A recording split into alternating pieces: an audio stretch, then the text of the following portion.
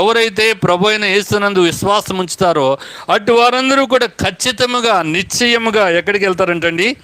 ఆ యొక్క నగరము, దేవుడు సిద్ధపరిచినటువంటి నగరము, అది పునాదులు కలిగినటువంటి పట్టణము. ఆ పట్టణము గురించి హెబ్రీ పత్రిక 11వ అధ్యాయము 10వ వచనం ఏం మాట్లాడుతుంది అంటే, ఆ పట్టణానికి శిల్పి ఎవరంటే దేవాది దేవుడు, నిర్మాణకుడు ఎవరంటే దేవాది దేవుడు అని దేవుని వాక్యం రాయబడింది. పునాదులు కలిగినటువంటి పట్టణము, కదల్చబడినటువంటి పట్టణము, దేవుని యొక్క బిడ్డలుండే పట్టణము.